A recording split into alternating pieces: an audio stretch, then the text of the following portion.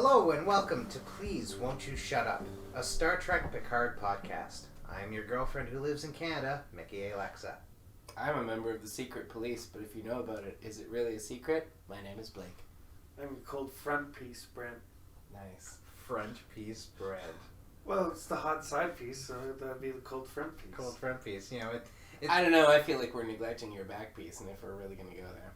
You know, that's more tepid. You're right, that's for the Patreon account subscribers. You can hear that after the show. I'm getting flashbacks to the McDouble when you're like cold on one side, hot on the other, and then you put it together yourself. And Jason Alexander sung a song about it in like 1989. The F is a McDouble. It's literally just a like, you take a McDonald's burger and you put the one side with the veggie on it and like the sauce, and you put it in a container that is completely on the other side with enclosed, and you take the bit with the cheese and meat, and it gets its own container, and you put it together so that it doesn't get soggy.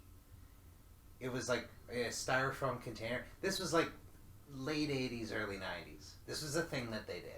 We have just started this show, and now I'm angry and hungry. and it's not even like related. It's fantastic. Angry and hungry. This is a spoiler-free podcast for any episodes after the episode we are talking about. So, despite having seen a few episodes ahead, actually, we haven't now. We've caught up. No, we're there. We can't spoil a thing for you. Thus, we won't be jumping ahead on the timeline and ruining your fun. This episode is episode 3 of Picard. The end is the beginning. What do you think? So it begins. It makes me think of a Rembrandt song from back in the day when I actually had that album. It was like the same album that the Friends theme song was on, and there was a song called The End of the Beginning. Smashing Pumpkins also did The End is the Beginning and The Beginning is the End.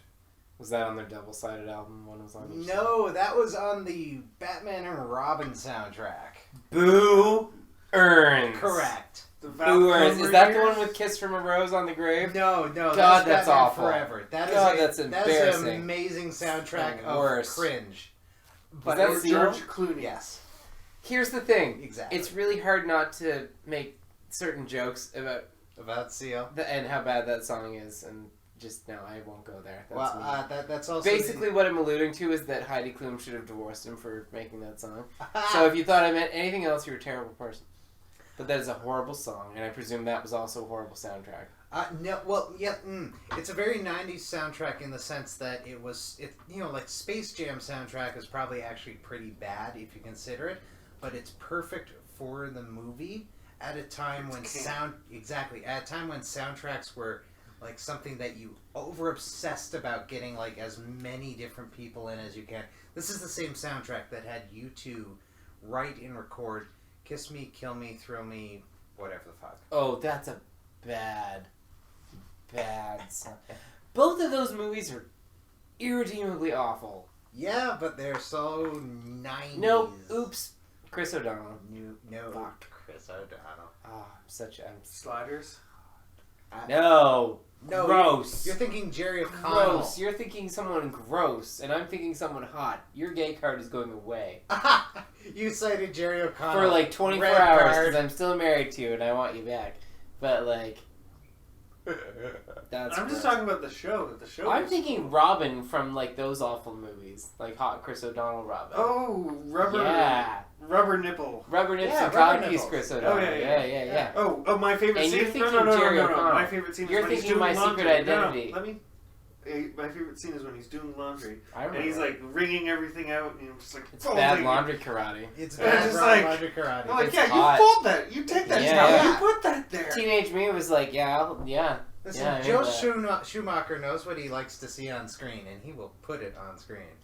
I'm mad at Joel Schumacher for a lot of things. You mean like Phantom of the Opera? No, I don't care about that. I'm talking everything else. Batman, everything, so bad. Everything. All of it terrible, neon, gross.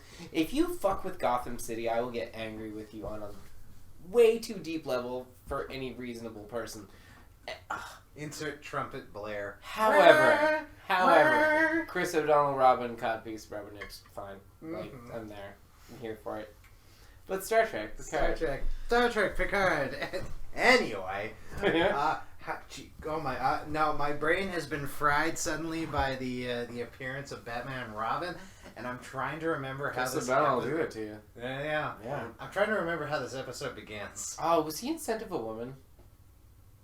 If he was very young, cute in that. He would have been very young at that. I was younger than him, so I don't feel bad about thinking how cute he was in that. Oh no, I don't mean like creepy young. I just maybe it was Chris O'Donnell that made me gay. No, it was totally animated Batman and Robin. Yeah. Is that voice, Kevin Conroy? Anyway, Picard. Yeah. So, does anyone remember how this? God damn it. Yeah, we watched this episode the other day. So yes. Picard is in. Yeah, we watched it yesterday. So Picard is in Vasquez Rocks with. Oh right. The unforgivably named Raffi Musica. It's only because of Raffi, the music artist, that I find it such an unforgivable name. But I think that's the actual reference, though. See, part of me feels like I'm being.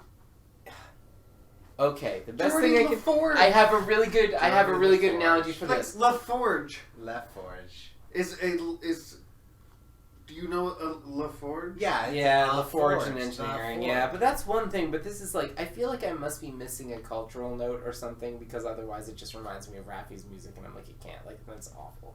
Raffi Musica. Raffi, I can't. Anyway, Raffi Musica. Anyway, so Raffi's getting high. On snakeweed. Snakeweed. Which she vapes through a really cool looking vape. Yeah. I kind of want it. It makes vaping look cool, kids. Yeah, this was clearly filmed before vaping became suddenly potentially fatal. Yeah. Oh dear.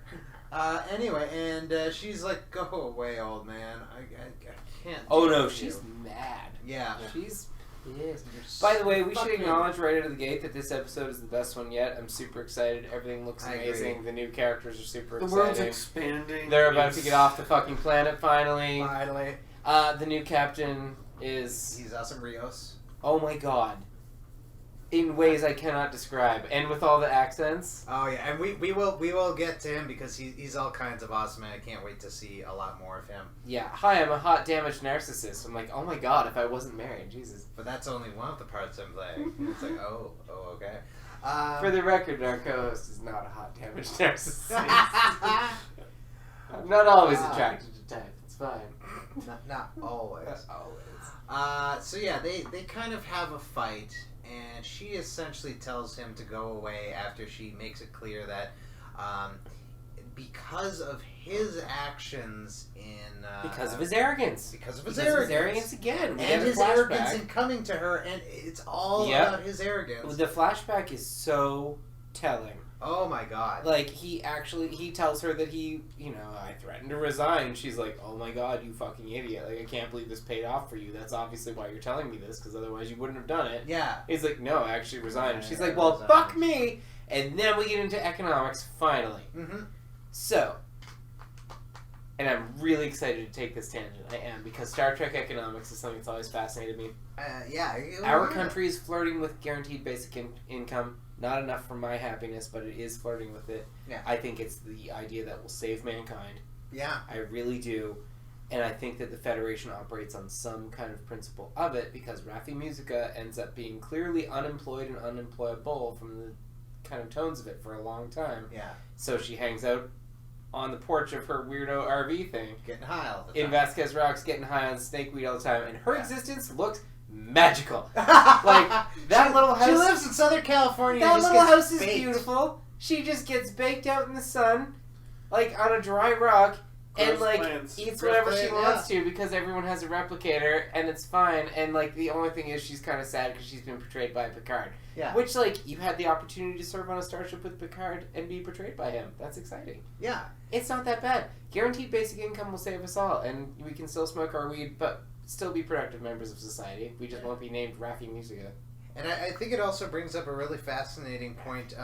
She complains, like, oh yeah, I'm sure you and your arrogant self in your chateau with your oak beams. Yeah. She goes in. Oh, she goes at him There hard. is clearly economic disparity and, like, judgment and, like, inherited wealth.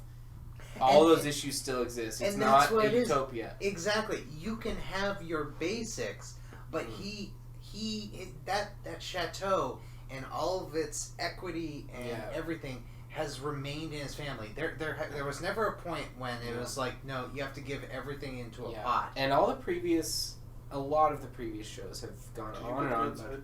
Huh? Oh, it's ridiculous outside. Oh yeah, that's a tornado. But what up there? The dogs. They're right here at our feet. There's one dog. One dog. The other one's they're good. Don't worry. Blow away. Economic disparity. What were we talking about? Oh fuck. Property. Yes. How like I keep thinking of DS9's Homefront. I think it is, and like where they're talking about Earth is such a paradise. The whole point is that Earth is a paradise, and it's too risky to lose Earth being a paradise. And this is nice because this is 20 years later, and it's like, ugh. People at the top probably do think that, and then like the happy-go-lucky middle class probably does think that. But like there are economic disparities, and people can be arrogant on TV from their own like richly appointed study, right? And like kind of like engender and like and also foster resentment. Like there also seems to be almost a like Raffi's living a waking death. Because she losing her job Yeah. has, like, you can still, I think that's the whole point. You can still survive in the Federation economy, no problem. Yeah. But you don't have meaning. Exactly. And that's the thing is, like, automation has eventually replaced all of the soulless jobs. So everyone has the option to just do something that gives their life meaning. But if you fuck it up or it gets fucked up on you, you can still survive, but you're just fucking surviving, and that's almost as bad as, like, not. And I think we finally got an explanation for why there are criminals in the Federation. HereEgo is one of these people. Because if you can't get ahead and move beyond subsistence through legit economy, then you're going to do what everyone's done through a time and go through the illegit one. Exactly. And it was so nice to see that addressed openly. Yeah. And like it wasn't ham-fisted addressing. No. It was like an organic explanation of like, yeah, it's a great system that will keep you alive, but I am so fucking every day I just sit here and get high and hate you. As excited as I am to finally have the economy addressed, and I really think like, as a gay man who's a giant Star Trek fan, I have a lot of issues with certain things they've not addressed promptly. But, like, the economy has never been adequately addressed. Jake Sisko did one of the best jobs explaining it to Nog, and even still, it was like that it was reputation-based. Yeah. And even still, that made no sense. It's like, okay, but, like, does a reputation mean that someday the community is all like, you know what, you get a big house? Yeah, but this seems to be like, we will make sure your needs are met, but there is... Raffi asks how much it's going to cost to go on this. Or no, the doctor asks how much it's going to cost to go on this trip, or somebody does. Which gives me a question. So, about money. Either they're paying Rios in some kind of currency sexual outside favors, of hopefully. I'm sorry. What if it is in, like, specific goods or services, where it's like, so what will it take? I want a crate of whiskey. Okay. I will go find you a crate. Just get wine. Well, yeah, but, like... Something like Picard by the vet. Something that is unique. So yeah, like a case of Chateau, something that you can't replicate. Yeah, see, that's what's great. It's like essentially the barter system is still alive and well. Oh, actually, they even mention it when Picard goes to market, and he gets a specific thing by a Madame something, and that's the thing. It's all artisan. You pay or barter for the artisans stuff. And that's why you took the shuttle to meet Raffi, because if you teleport it, it's essentially replicated. Oh, that's another interesting idea. That's you're taking it too far, because then you're essentially replicated. Well, you are. You are. I know, but that I don't like it. I would not like to All right, whether or not the teleporter is a death and resurrection machine is an argument for another day's podcast. I think and not ours. Someone else can take that. I think the teleporter is the second you step in the teleporter, you're in the system, and if you're flagged trying to go somewhere, they'll immediately be like, "What you up to?" Yeah, you know, they'll drop you into somewhere else. Made me really happy. I love that. Those were great. I think those were a few episodes. What great would somebody walk into one another though? Like, could it happen that like you just turn around? I think indoor, outdoor. If you need to turn around, go all the way around it. Yeah. I can't see it being like a regular swing doorway or something. No, you haven't. entrance and an exit for sure. But I love that they finally just did that. I mean, shit, Stargate did that at some point, and they were just like, well, yeah, obviously. Where did we leave off in the actual story progression of this episode? So the actual story progression is... right, Raffi Musica. Yeah, Raffi Musica, he drops... His name was growing on me a little bit, I hate to admit it. It's starting to happen. It's just, it's a ludicrous name, and it pisses me off, but it does roll off the tongue like nobody's business. Yeah. But go through the character names in Star Trek, like Guinan. Like Guinan's a fine name, it's just an alien but name. It's not fucking like Kids Performer who did Musica. That's a bit bananas. Terrible. Yeah. No, what happens, so she rejects him, but the very last line, like, she walks off, and he of course, his arrogance comes up, because, like, she's told him to go away, and the last thing you hear from him in that scene is, Raffi! Because he's going after her again, because he can't help himself, because he sees that he's right, and he has to keep going. The scene I laughed at the hardest I think probably because there weren't a lot of funny moments in the first two shows. Really? Episodes. I think, you got like a bit of a Yes, lazy guffaw, like Picard not being a fan of science fiction because he's never understood it. And that's like, well, that makes sense. He's big into military history, naval history, and therefore what he is doing is naval, not sci-fi. Yeah, alright. I have no basis for this, but I feel like Janeway would be much more open to sci-fi. But Janeway's Guide. Yeah, for all her flaws. But, oh no, I've lost my train of thought. Where was I going with this? No, Janeway is into period romance. Oh, Janeway's so boring. Yeah. Oh, it's terrible. Cisco's into sci-fi. Oh, yes, no. Yeah. Okay, no. Yeah, no, that's right, because of Benny. Yeah. Of course. No, I'm trying to think of the part that I laughed the fucking hardest at. It was in episode 3. Oh, shit. Oh, yes, when he calls up Raffi Musica. Yeah. Oh, yeah. Yeah, he calls her up and he's like, oh, yeah, he's like, you're researching it, aren't you? And she's like, fuck you, basically. Yeah. And then he's just like, you should also look into this. And she's like, fuck you again, basically. He's like, carry on. Carry on. I died. That was up, great. Again, so arrogant. Like, you arrogant old asshole. And it fits. He really has always been rather arrogant. Like, yeah. That's why Q has always enjoyed him as a foil, because he's arrogant, and Q is, the pinnacle. He's the god of arrogance. It's like playing with a cat. It's what got him stabbed and had his heart, like, switched out. It's what has put him in, like, awkward situations and pushed him through everything. And I like that. It's not a new characterization. It's just... He's become irascible in it. Yeah, it makes sense. It makes absolute sense for the old man that Picard would become. Yeah, no, it's fantastic. Hugh.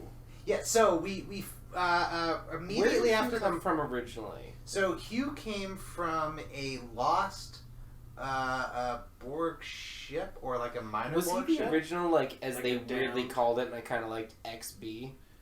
Yes. He was XB, that was neat. X-Borg. Like, X-Borg is too long for you to say. You can't say X-Borg, it's XB. XBs. Yeah, he was the first one, to their knowledge, to leave the collective because he got cut off when everyone else on his ship died. Right. And so he appeared in first Hugh, and then that lore... two-parter. See, I keep confusing him with the futuristic Borg who melded with the Doctor's tech on Voyager. Oh, don't do that. And then went back and blew himself up to destroy that sphere. So what happened to Hugh at the end of his episode? So at the end of his episode, he the Federation... So the Federation wanted to load Hugh up with a pathogen and send him back to Collective to kill them. Because the Federation is apparently just... maniacal. Oh yeah, no, and I understand when it's the Borg. But they did it to the Founders, though. They did. Yeah, but that was Section 31. This was like openly, like your orders are to. They're doing it to everyone.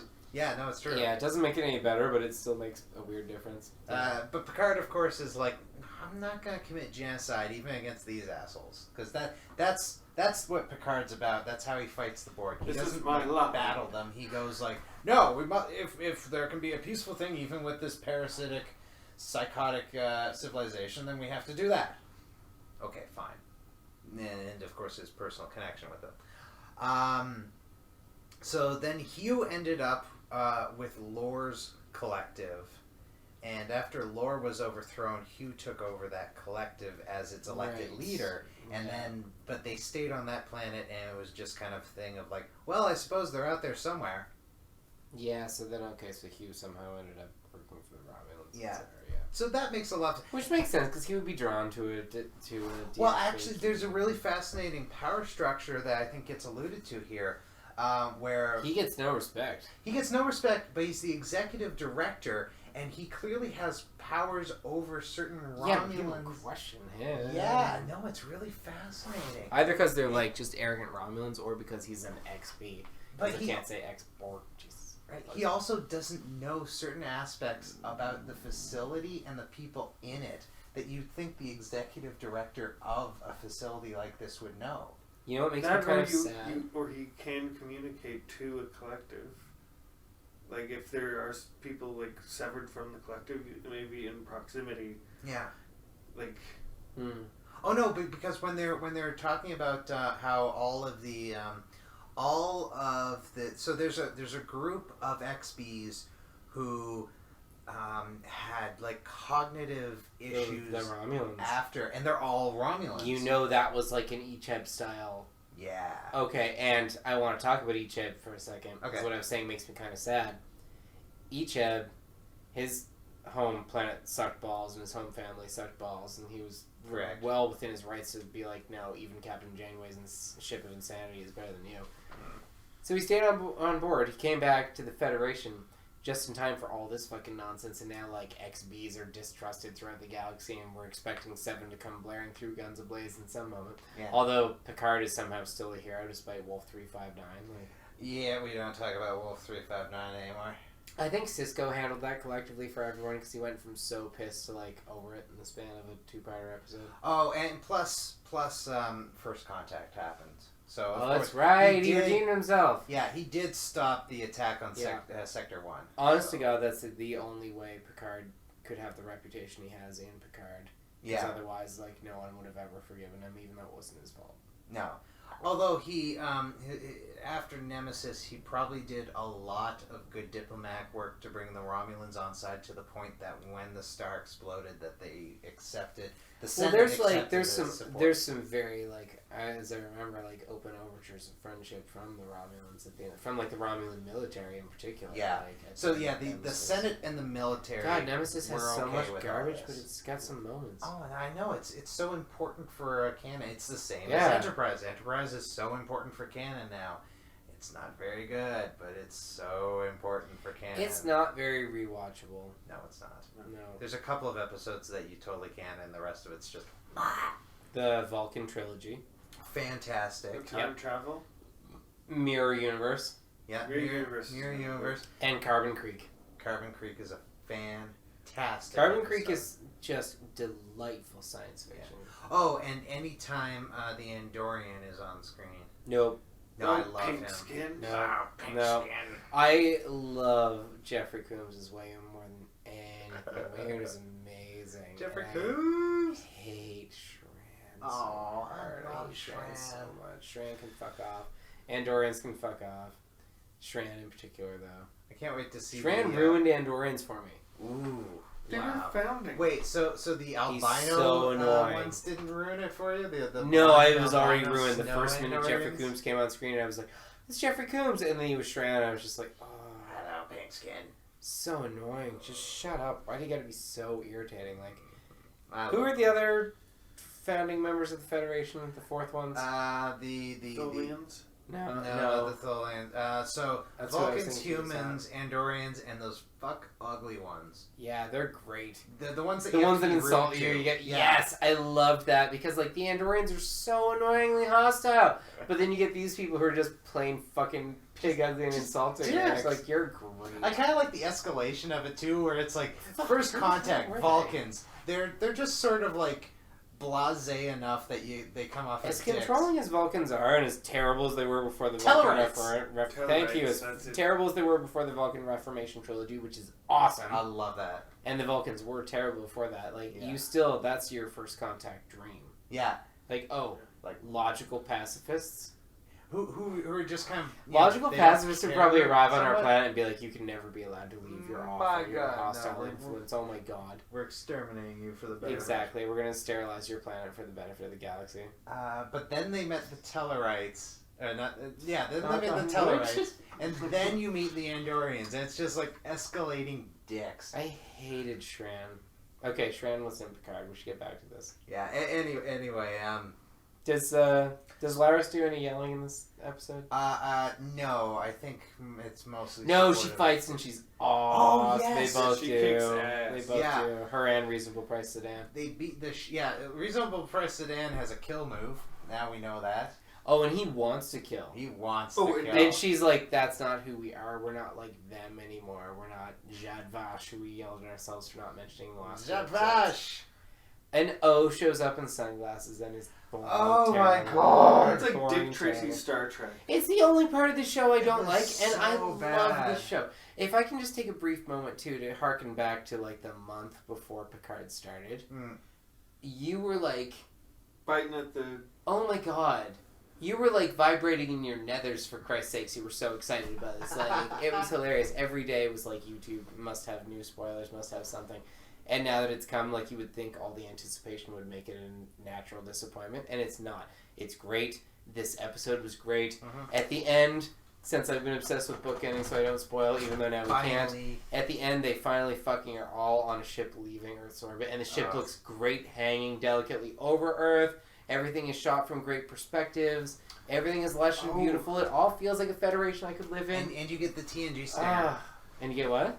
The TNG stinger. You did. I was so excited. I am such a fan. Discovery had so many positive notes and then was so confusing and muddled. Just kind of weird. And this has all the same positive notes and is lovely.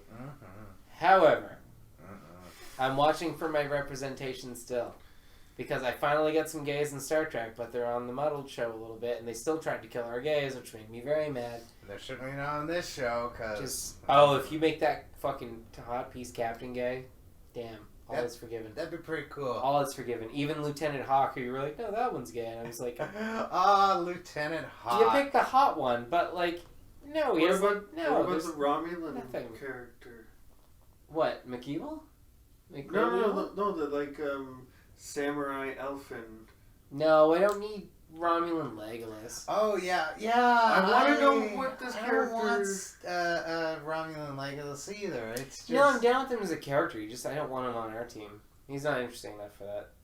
I want conflicted captain who's narcissistic enough to have all himself with various accents as his holograms. Yeah. Anyway, to connect that back to... So right, we have a plot to follow. Right. So when Raffi's doing her research, she comes across something called Free Cloud, which sounds very fascinating. Very fascinating. Rolling dice. It seems like Vegas in the sky. But it kind of looks like Elrond's house in Rivendell in the sky.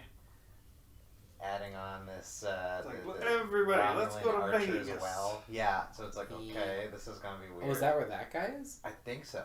Oh. The medics? Because I picture this as like being the closest we've ever gotten to a Firefly world. But... That would be fantastic. I don't think that's what's happening, but I would really like to be wrong about that. Be a great place for Vulcan Legolas to be hanging out battling, like, scurrilous folks and curs. And the last time we saw anything like that was Enterprise. In the very first episode, they go to like a very Firefly-esque world. They do. You're right. Yes. And a couple of other episodes, like they come across the slave market. There's an Orion. Yeah.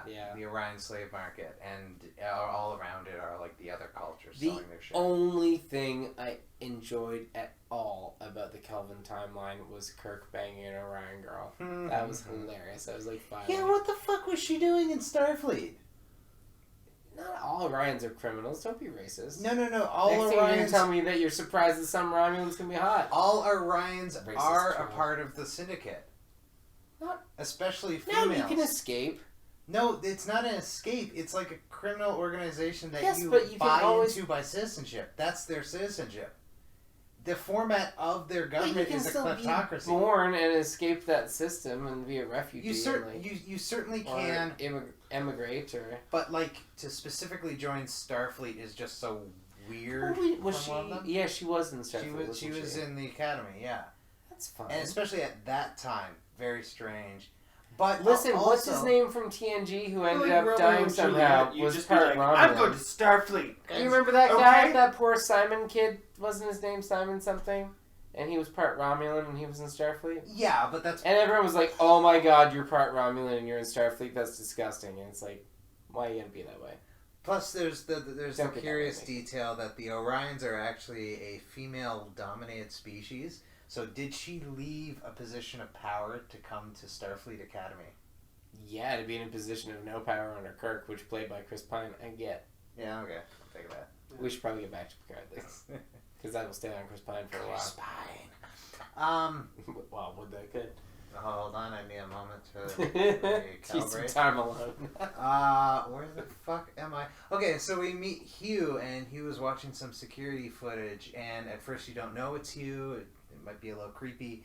And he goes down to Soji and compliments her on her work.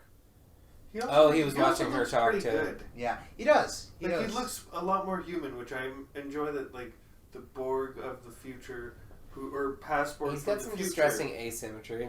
Yeah. Which makes sense, considering what he's been through, but like... Yeah, but no, it's nice to see that actor again, too. Oh, I know. I was really happy to see it's the same. Can you imagine getting that call? Be like, hey, it's been... Like, do you remember you did, like, 2 fucking episodes? Which, I mean, back in the day when he probably got that second episode call, and they were like, hey, we actually want to bring you back. He was probably like, oh my god, oh my god, oh my god. And now they're like, hey, 20 years have gone by... We want to bring you back for multi-episode shit where you're a core character. Right? And I like that the way that they've played him is, like, he has some power on the station. He's not all-knowing. He's not a villain. He's not all good. He's just this guy doing a job that everything is complicated, and that's what I like about this. Everything about fucking... Voyager's the worst offender in my head. Everything is cut and dry. Everyone is good or bad. Or swept the Maquis switch from the Maquis to Yeah. Starfleet in, like, 5 minutes.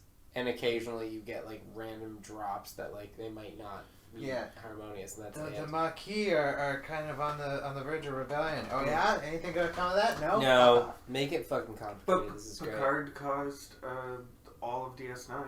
This is true. Like, I think he put a lot of things into motion by... But, like, that was kind of a retcon. You know, like... DS9 went back and went, like, they didn't even show it. They had fucking scrolling text that went, I remember that time Captain Picard became evil? Anyway, so this became what came of that. Oh, that was great, though. They're like, hey, remember this? And it's like, yeah, I remember that. And they're like, this is when that was happening, and Ben Sisko was on that ship. And you're like, oh, okay.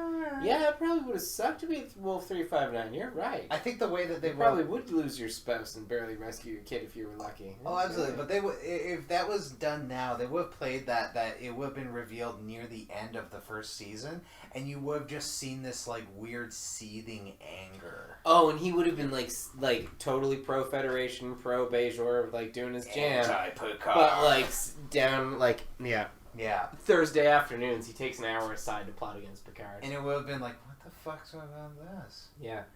That'd be great. Yeah, he'd have to, you'd catch him in, weird little secretive things all season, and then it's like, what is he quietly up to? Yeah, it's just, and one of them,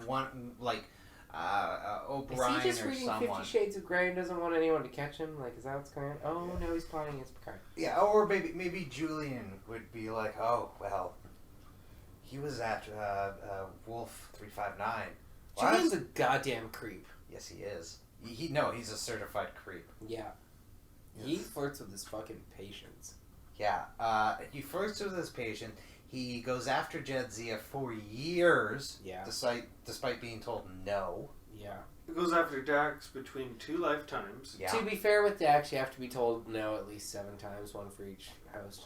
Which is fine. Eventually you get to Tobin and he's like, yeah, okay. Yeah, okay. But then you gotta fuck Tobin. Ew. I think it's Tobin that's awful. Was it Brian? It was. Yeah, it was Tobin. That was a great episode. Whoa, what was the ambassador to the Klingon? The Klingons. It's the one that, Curzon.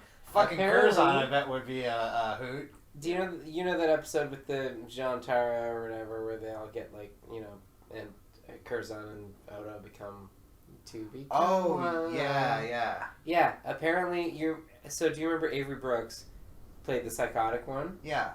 Apparently, like his like low creepy whisper, like really creepy performance. Yeah.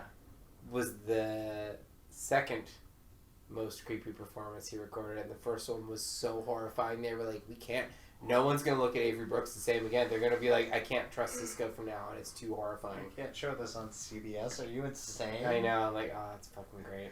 That's fantastic. I had no idea. But like, he's such a brilliant, versatile, fearless performer. Oh my god, I love him so much. Crazy bastard. Yeah, right? Like, he seems like an uncomfortable personality to be around. Unless you're a woman. Too intense. Because really? Apparently he's like, if you're I'm a lonely man. Does that count? No, he will not pay any fucking attention to you. And he'll pay attention and be very friendly to women, but it's also one of those things of like, you're way too into every single woman. Weird. Yeah. I always loved that he was like, he was always said to be very warm with Sirach Lofton, who played Jake. Yes. Like, apparently they, like, the whole cast was very serious and it was not fun like TNG.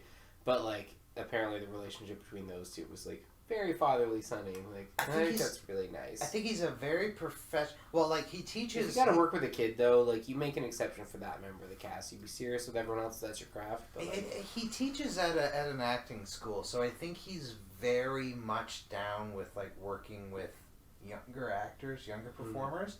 To get them to where they are, but the second you're there, it's like, all right, fine, I don't want anything. Yeah, I'm not going to coddle you. Yeah. That's exactly. I'm not going to coddle you. You're a professional now. You better reach this level.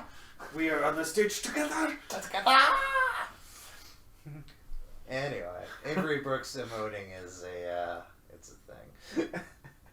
It's a thing. He's having a time. He's having a time. All right, where did we leave? So she's Soji is demonstrating a little bit of knowledge that she wouldn't have, and he was kind of like, "How did you know the language of the subject?" And she's just like, "Oh, I picked it up." Yeah. And he's like, "Oh, right." And then they go talk to Rhonda. Yeah.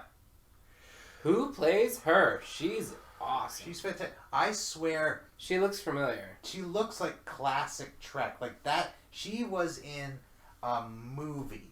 I swear. She was in one of the classic Kirk era movies. I recognize her from something. If not, she looks just like it. I think she looks like Christy Alley. No, there's someone else. Like, no, I'm excited to find out who this is. I know I've seen her in something. Oh, there was another actress who took over Christy Alley's part in Search for Spock. She looks just like her, I think. I don't know, but I'm intrigued to find out. But, but this whole scene brought up one thing I fucking loved.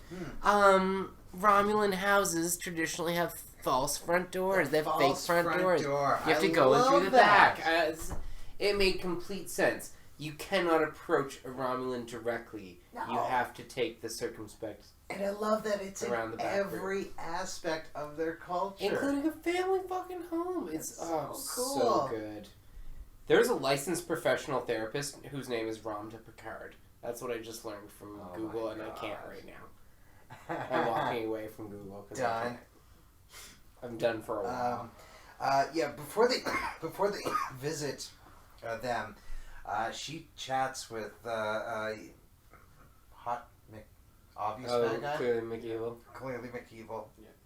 And he don't think that was it. Scrooge McLuck.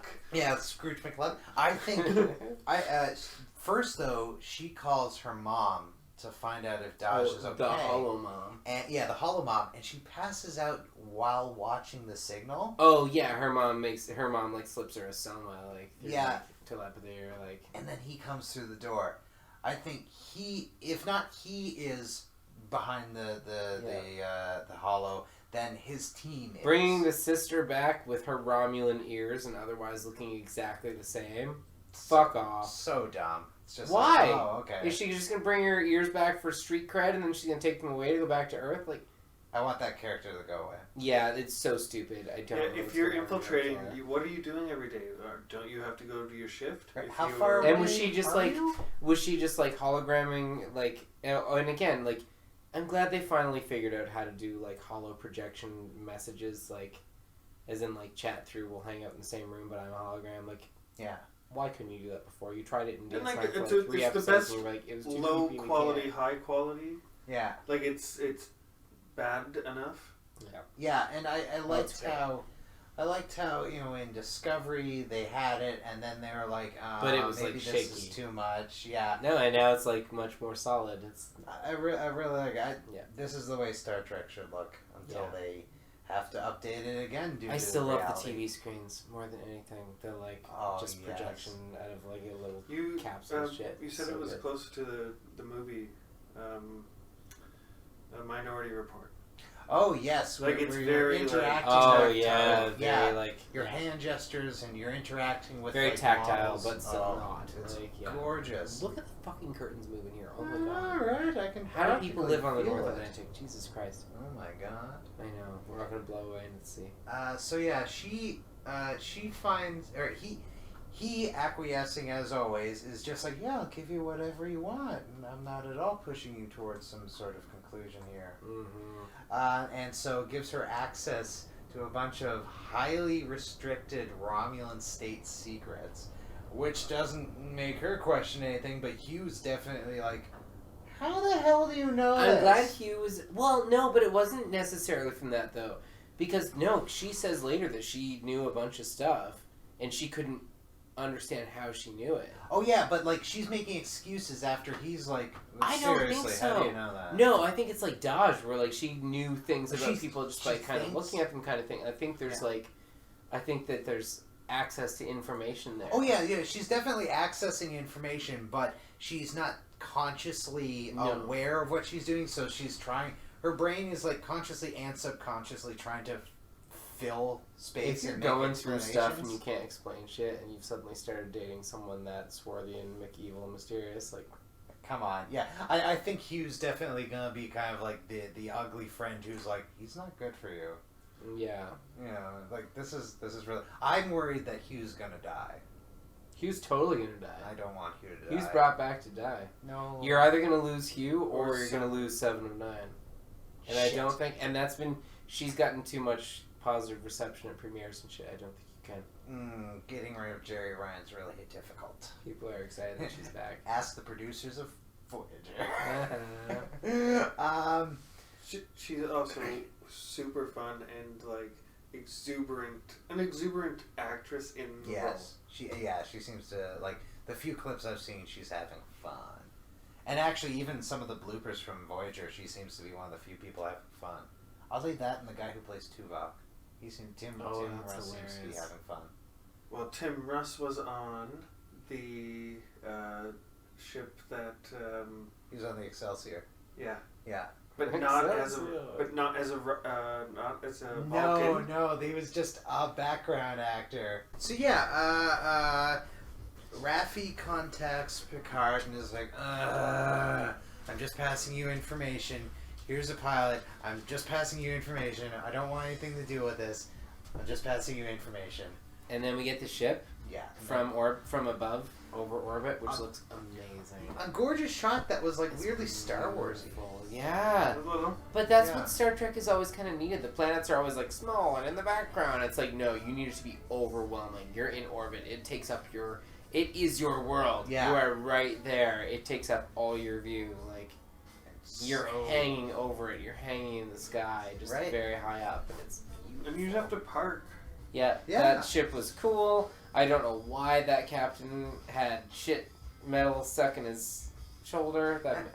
That was not explained in any way. No, that was very much like, that was kind of like old cheesy Star Trek, where it's just like, good thing that I was able to survive that unnamed character plot thinger that we'll never address again. I'm a rough and tumble type. I've made it all the way back to Earth orbit with this thing in my shoulder. I don't know why. So yeah, from there, I'm just trying to remember where that... Okay, so he's talking to the emergency medical hologram. Right, so again, this is like the second time we've seen explicitly that holograms are not banned. Yeah, not banned and not based anymore on the original creator of the EMH. Oh yeah, well he may have hacked his systems because he's got definitely hacked. He's also got like an ENH emergency navigation hologram and an EEH, an emergency engineering hologram. Oh, I forgot about that one. Yeah. What accent did that one have? I love that they're differentiated by accents. He said he talked about it. Oh, yeah, he talked about it because apparently the navigational one and was working with the engineering one, and he's like, "Have you finished?" And it's like, "Well, he's finishing up," and it's like, "Well, I don't need you then." That's hilarious. I love that it's all different accents. That must be so fun for that actor. Right? That's great. And like not only accents, but the way he's holding himself is still. The personalities are all. The doctor's so stuffy and. You're right though. Like, is it a narcissism thing? Did he design them himself to look like himself, or like? I loved how they found Soji by just having a casual question. What's the first thing you do when you get a new digital assistant? Picard's like, introduce myself. Yeah. It's like, oh, of course you would. That's the same thing you do now with a fucking iPhone. Like, essentially, that's so fucking neat. Like, of course you would, yeah. So I imagine it's the same with like a ship with the whole holographic emergency crew. Like, yeah, and if it's like, who would you like it? Would you like it to be on these templates? And you're like, no. Yeah, no, I want it to be me. That is still pretty narcissistic. It's super narcissistic. So, have we ever talked about Sierra computer games? No, but I am familiar with they're amazing in YouTube games. Plug. Yeah. Pushing Up Roses. Amazing channel. Fantastic. You know Pushing Up Roses. This makes me so happy. Yeah. Watch all of her Sierra stuff. It will explain so much of my childhood and adolescence to you. She also does a wonderful series about how ridiculous Gotham was. Amazing. Yeah. She also gets into Murder, She Wrote. And Murder, She Wrote, yeah. Amazing. I love her. I'm so excited to get her. This is great. Sierra Games, Space Quest. Oh my god. Space Quest got funnier and funnier and punnier. You would love it. There's a planet called Delta Burke Salon. It's all downhill from there. It's great. But the fucking AI autopilot is a Hispanic man named Manuel Override. Oh, it's amazing. Like so AUXVE. It's so fucking good. Oh man, whoever wrote that was a goddamn genius. Oh, that's from probably Ken and Roberta Williams, one of the two of them. That's from the same era when like Lucas Games was making all those great narrative things. Yeah. No, that's when they had to like overwrite. On your Tandy 500. Tandy 1000, and no, this was much later. This game actually had. Close already, like Tandy 2000. How about that? Oh my god, no, much later. Okay. So Picard. Yeah, so Picard. Oddly enough, this episode kind of meanders to its end. Not in a bad way, but like not much really happened. Well, we had a really awesome, fun fight scene. Terrific fun fight scene that gives with a fun little revelation. Yeah. So, Soji. The reaction though to. Oh wait, do we have Soji stuff to cover before that? No, well, no, we're getting.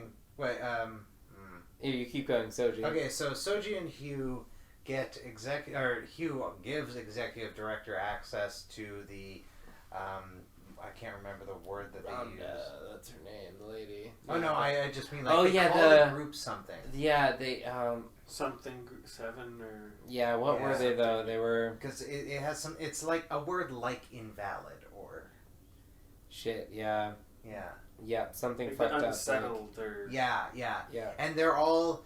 It's a room full of actors doing their best. XPs that didn't work. Yeah, XPs didn't work. This worked, and so you walk into a room full of actors doing their best. One flew over the cuckoo's nest. Just gonna fucking say that. Yeah, it's so true. That's great. I was actually surprised there wasn't a big guy standing by a water cooler. Awesome.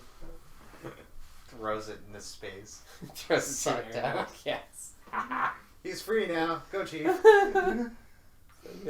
No, but you're right. That is true. But then we got the interpretation on the Romulan front door by sitting behind So Rhonda cool. to talk to her, and that was so fucking good. And Romulan tarot. Romulan tarot was pretty fucking cool. And the sudden revelation that they believe, the entire group believes that Soji is the destroyer.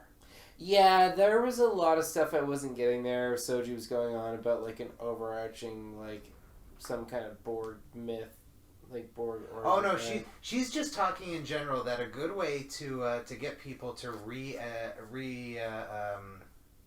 not re-educate, but like reassimilate into real society is by giving them a collective myth that they can all identify with, and then become a standard where they can be stable with.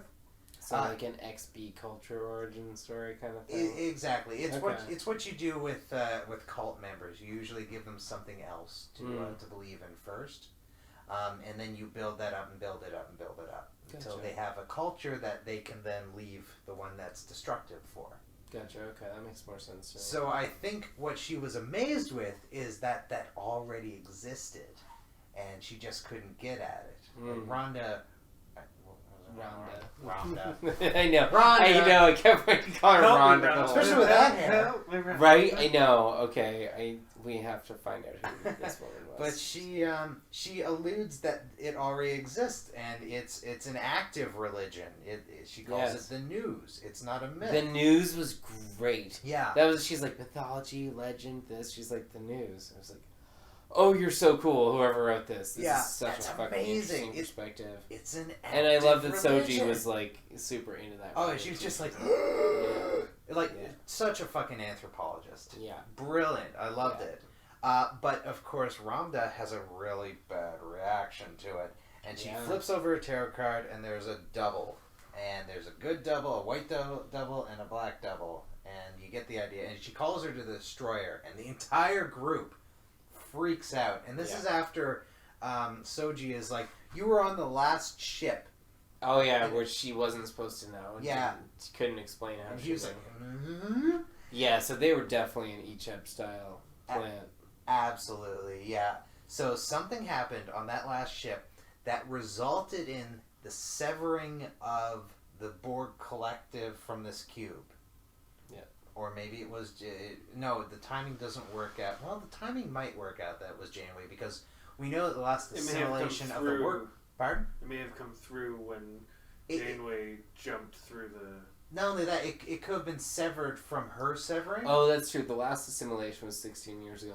That was no way mean that this Borg cube was seized 16 years ago. Exactly. That makes if anything, it's much more sense that it's like beyond 20 years ago. Exactly. So maybe we don't know what the hell happened and how it ended up in their hands. They might have heard. Oh my god! They might have gotten their hands on Icheb. Ooh. Probably. Manu Interreme. That's a name. That is a name. I hope he comes back. But they all of the Romulans start freaking out. All of the affected XB Romulans freak out and almost get shot by a Romulan guard. I love Hugh's reaction to that. He's like, no one is at fault except for the Romulan guard who lost his phaser. Yeah, it's like, you're an idiot. Which Romulan disruptors, as we are soon to find out, have no stun setting. That was surprising, but also, that makes sense. Yeah. So from here, from learning that Soji is considered the destroyer of some sort, personally, I'm just going to take one quick moment and say, I think that they're misunderstanding their own origin myth. And the Romulans are the fucking destroyers. I have no idea. It's too early. That's very fair. It's just all that it brought to mind. When you have a duality and it's in a culture that is already a split half, that's what it's referring to. It always is. It's always coming back to that. This has something to do with the separation between the Vulcans and the Romulans. And they're misunderstanding it, and the Jadvash are misapplying it for some reason. It's a miscommunication. It's a telephone through time. Yeah, myth. It's myth. Fuck. you know. All I can think of is that god-awful Paul Walker movie now where they're going to fax us through time. And so we are not going to do this. Right. Oh my god. Alright, we got to finish this episode up. We've gone long on this one. We haven't even gotten to the fight scene yet. Yeah, the fantastic fight scene. Oh my god. I love Laris and Reasonable Price Sedan's reaction to being under sudden attack. They're just like, Picard down. Yeah. We know exactly how to handle this shit. They fucking handle everything. It was incredible. It's amazing. The amount of and then Dr. Girardi comes in all of a sudden, and like they're just about to accidentally let Picard get shot, and she just blasts the fuck out of somebody. Yeah. With a dropped Romulan disruptor, and then realizes, oh shit, I'm an accidental murderer. It was probably on stun. Nope. Because amazing character who's married to a car. They're a couple, right? They are, yes. They're delightful. And then we learn that like he's got forehead things because he's a northerner. He's a stupid northerner. Like I love it. He's a stupid northerner so like you. Good. It's such a nice little explanation, and I had probably noticed like peripherally that I was like, yeah, it's weird that he's got like puppies and she doesn't, kind of thing. Like I don't think I did for some reson, and like I can never remember his name. Guy, the evil boyfriend doesn't have any. No, it's true. Yeah. Evil boyfriend. He's not a northerner either, apparently. Northerner, he's a stupid northerner like you. Stubborn northerner. Stubborn northerner. That made a lot of sense. Married to a Scotsman, I was like, yep, so I'm a goddamn northerner. And a lot of the makeup artists were told to experiment with, like, you talked about this with hybridization, between of just species, like, you know, like if people moved into different regions and different areas and. Like, well, for God's sakes, if Spock could be a half human, half Vulcan 200 years ago, and there was a Romulan Klingon interspecies mating rituals.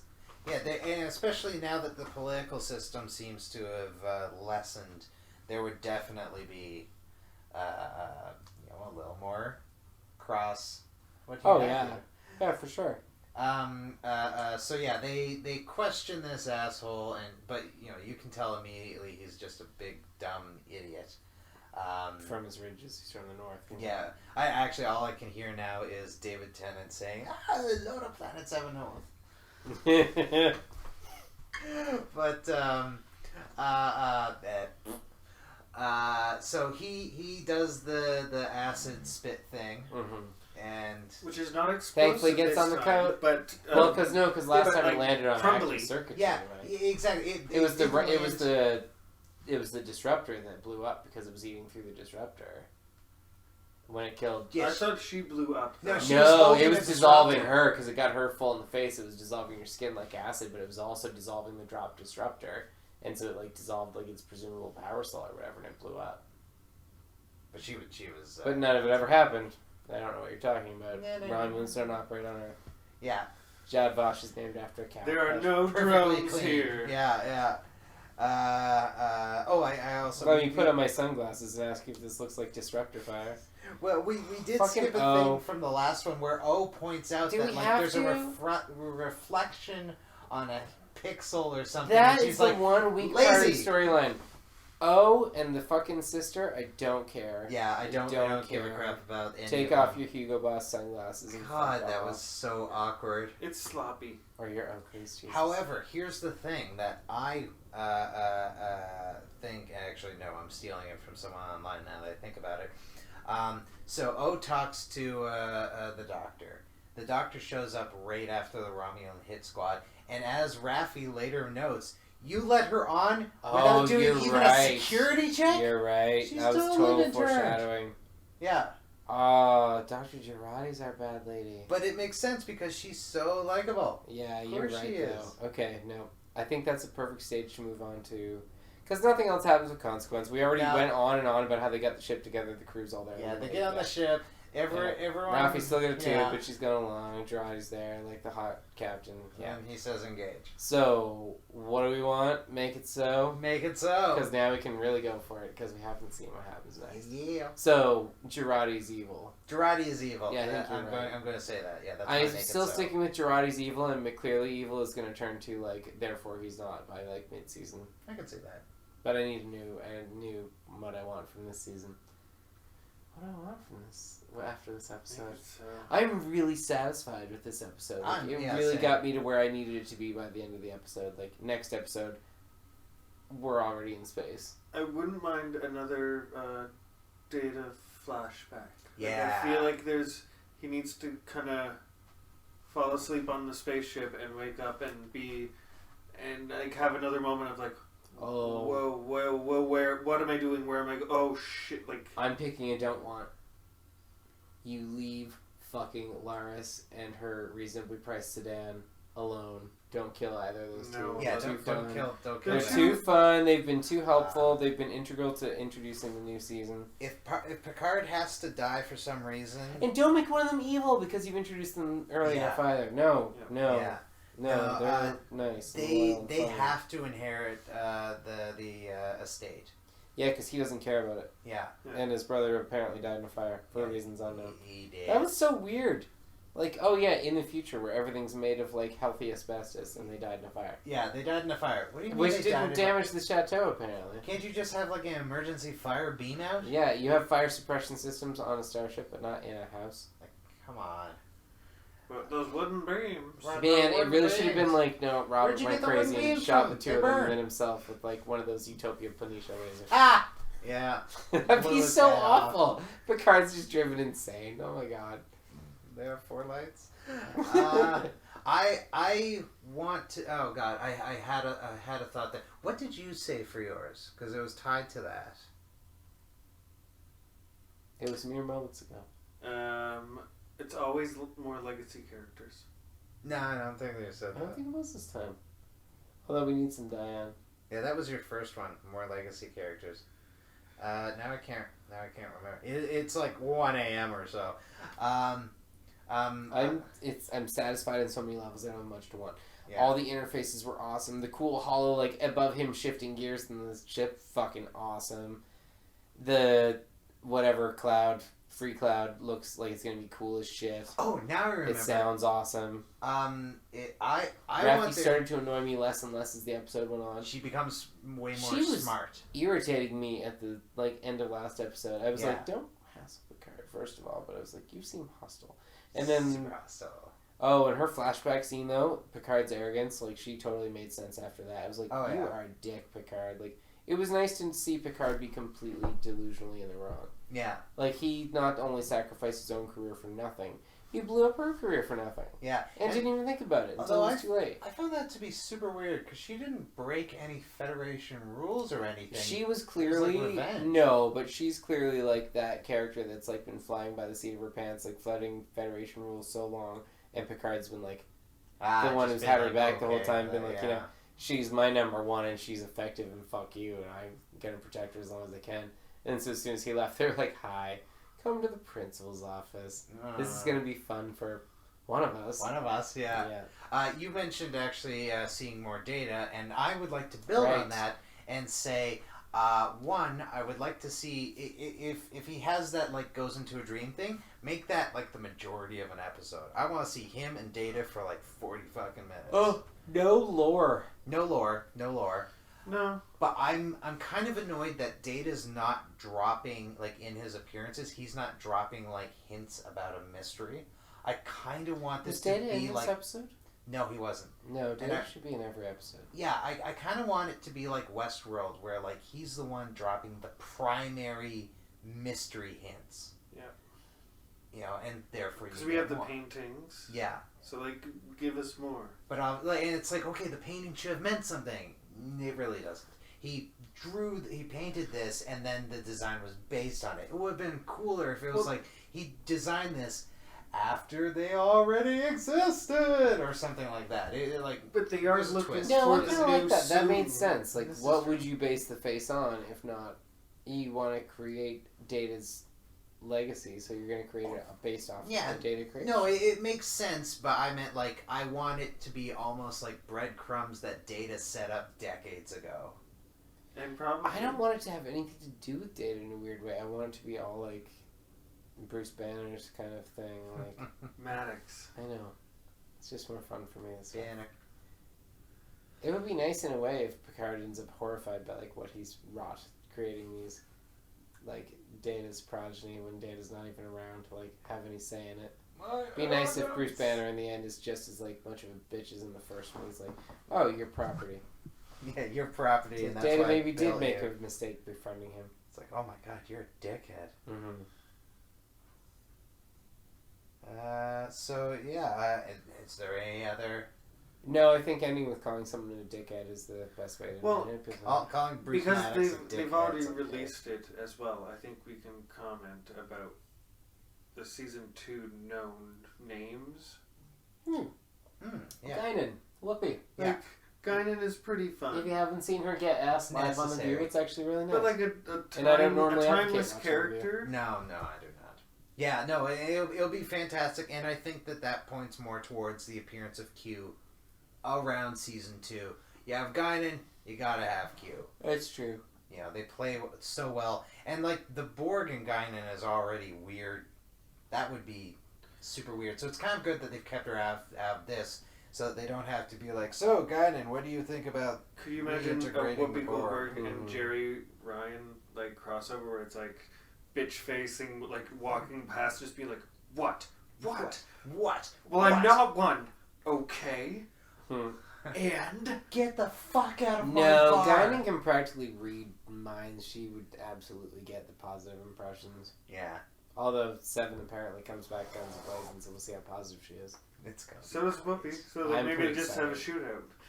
The shootout. Whoopi, that's right. Guinan had a a gun. fucking crazy gun. That's true. Behind the counter the entire time. She's like, it only has one setting. Guinan will shoot a pitch. Guinan's intense. Well, she is a refugee. She does what she needs to survive.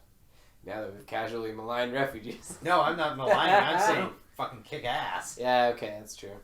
Guns blazing. And Seven's a bit of a Borg refugee. No, it's true. Yeah, well, Seven's like Tarzan. She was taken into the jungle when she was a kid. Is Seven Nell? Morons.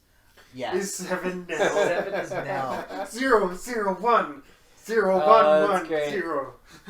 I would do my Nell impression, but it just has not aged well. It comes across really offensive these days. Yep, that's why they don't make those movies no more. Yeah. Mm-hmm. Anyway. Anything you want to end with?